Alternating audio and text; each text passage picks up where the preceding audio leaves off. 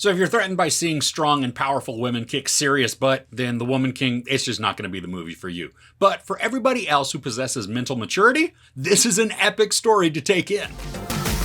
This is the story of the Agojie, the all-female unit of warriors who protected the African Kingdom of Dahomey in the 1800s with skills and a fierceness unlike anything the world has ever seen. So something I'm glad this film does right from the very beginning is that it addresses the Dahomey's involvement in the African slave trade. Now the story doesn't dance around the fact that this kingdom, among others, were complicit in selling humans. But this story then tells us and shows us how they went about correcting that. How despite the potential financial blow that they could experience, it was more important to protect the people and put an end to their involvement in the slave trade. This film then gives us a snapshot of a small period in time where the leader of the King's Guard, a woman, the general of the Agojie, led the fight. The film opens up with a nighttime battle that is frenzied, violent, and it's exciting. Now some of the edits are a bit quick and some of the action gets jumbled, but most of the time we can clearly see all the hand-to-hand battles that are taking place and then the brutality that ensues. From there, the story takes a big step back to introduce us to the Dahomey Kingdom, the warriors, and the king. The story gets a great deal of focus, story building, and character development on the Agojie and some new recruits. And this is where we really get to meet our players, see their strengths and their weaknesses, and the film doesn't rush this. I love that this portion, though, doesn't drag. I mean, there's an energy and even an urgency to the training and the storytelling. And we get some training montages that are executed well as they really don't linger unnecessarily on every aspect of the training. I mean, we see the important areas of growth and at times when a character is going to be struggling, and then we get to see the progress being made. Viola Davis is in the lead role here as General Naniska. Now, right from the start, we see her power and ferocity, and I love that she looks like a warrior. I mean, she wields her sword with agility and strength, and we can see just the battle scars that are all over her shoulders, her face, her back, arms. She's not a general that sits back, but she's right in the middle of the fray. Davis convincingly exudes strength and confidence, but what I really love are the quieter moments that we see from her. Despite her battle-worn exterior, she's still human, with hurts, regrets, and fears. And there are key moments where she's alone, or maybe with a trusted confidant, that we get to see a softer emotion spill from her. And I love how this makes her so relatable. She leads in fights because it's her duty, but she's also not a robot. She's not devoid of emotion or compassion. And from these quieter moments, we get to see how her motivations are shaped. Now, as awesome as Viola Davis is, and she really is spectacular in this, there are three standouts for me. Lashana Lynch, Sheila Atim, and Thuso Mbedu. And I hope I pronounced her name correctly. So let's start with Lashana Lynch. She was my favorite in the film. She's witty, a bit snarky, vicious when needed, but then has this very soft and compassionate side to her. She takes Nawi, a new recruit, the one played by Mbedu, and takes her under her wing. And she's not really showing favoritism, but she sees potential there and she wants to foster it. She's very much a big sister to Nawi, even giving her the nickname Tsitsi because she's little and annoying. But Lynch captures so much emotion in her eyes. She quickly can transition through several different emotions that are very relatable and then appropriate for the scene. She'll go from battle-hard to smiling at a victory to then a knowing terror or maybe a concern that she sees something in the distance. And I instantly rooted for her and was constantly afraid of her well-being, knowing that because she's a top warrior, the peril is real. Now, Sheila Atim is another one of my favorites in this, and she's the close confidant to Davis's Niska.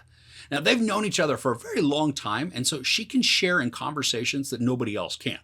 Atim as an actress, she is taller and skinnier than many of the other actors that make up the Agojie, but don't think that means she can't kick some serious booty. She is skilled, and her movements are fluid and deadly. And just like Lynch, she can bring some low-key humor to the story. Not telling a joke or being comedic, just saying something that feels very natural in a way that lightens the mood, but also reflects exactly what we as the audience would be thinking.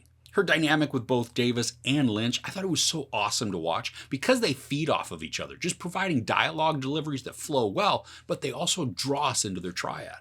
Now finally we have Thuso Mbedu playing Nawi, or Tsitsi. Now she's a young woman from the kingdom who wants to be part of the Agojie, which that means then she has to train and test. And we see a lot of the story through her point of view as just this newcomer within the palace walls. Mbedu has a powerful presence on screen because she brings a sort of petulance or maybe feistiness to the character. She is strong-willed, but she's also determined.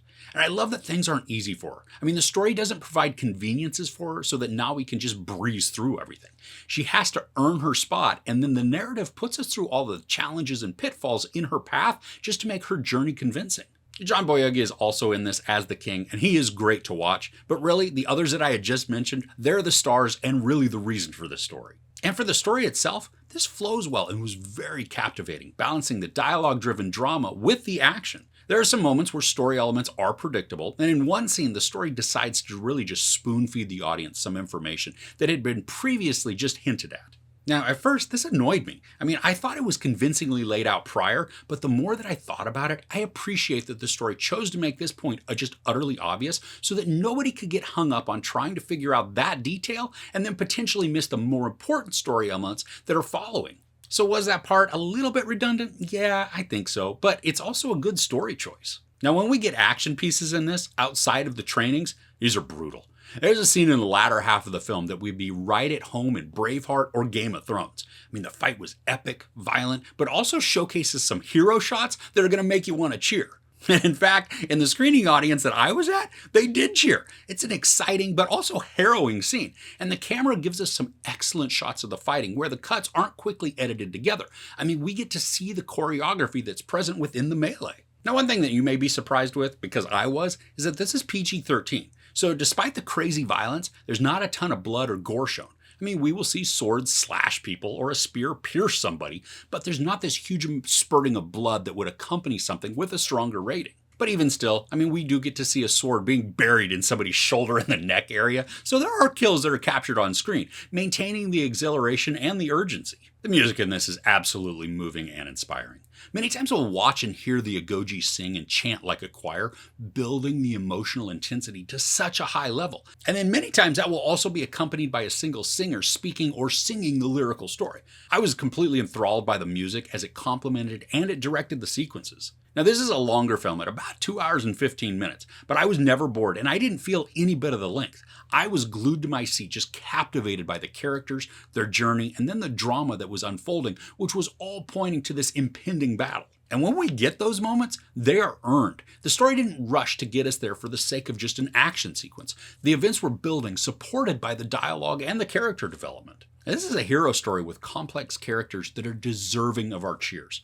When the climax moments come, the emotion swells, and it's hard not to be completely enveloped in that emotion. There's a mid-credit scene that you're going to want to stay for, and it's not pointing to some sequel or anything like that, but it contains a very powerful and beautiful moment that I think shouldn't be missed. So overall, The Woman King is a thrilling and emotional story about an indomitable people and their decision to change their trajectory in order to no longer harm their people. It's powerful, nuanced, pointed, and relevant.